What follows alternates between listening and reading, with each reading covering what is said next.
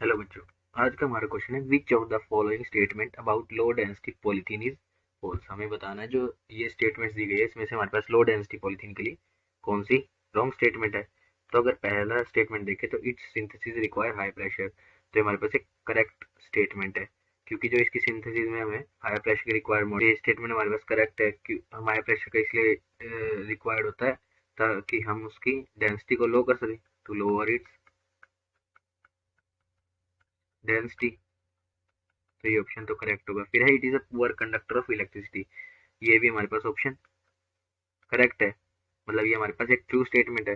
तो ये हमारे पास ट्रू स्टेटमेंट है, ये भी हमारे पास एक ट्रू स्टेटमेंट है क्योंकि अगर हम देखें तो इसमें no free ions are present, या हम कहें नो फ्री इलेक्ट्रॉन्स और आयंस आर प्रेजेंट।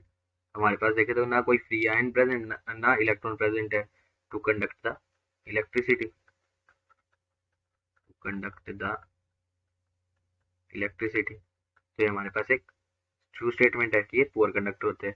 फिर है हमारे पास कि फिर हमारे पास it is synthesize required dioxygen और peroxide initiator as a catalyst, ये भी हमारे पास एक ट्रू स्टेटमेंट है क्योंकि जब हम इसकी सिंथेसिस करते हैं तो हमारे पास डाइऑक्सीजन या पर ऑक्साइड जो इनिशिएटर होता है उसको हम कैटलिस्ट की तरह इस्तेमाल करते हैं।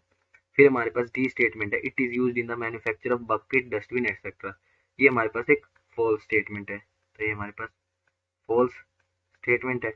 क्यों? क्योंकि अगर देखें तो हमारे पास जो लो डेंसिटी पॉलीथीन होता है, लो डेंसिटी पॉलीथीन है, जिसकी स्ट्रेंथ होती है वो बहुत ही कम होती है, ये हमारे पास लो स्ट्रेंथ पॉलीमर होते हैं, लो स्ट्रेंथ पॉलीमर होते हैं।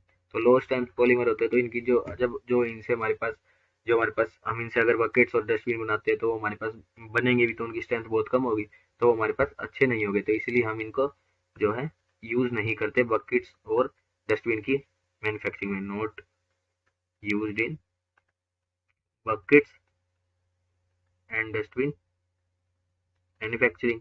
ठीक है, क्योंकि अगर उसमें थोड़ा भी अगर हमने इसके जो बकेट बनाने के लिए, तो ये ऑप्शन हमारे पास फॉल्स है।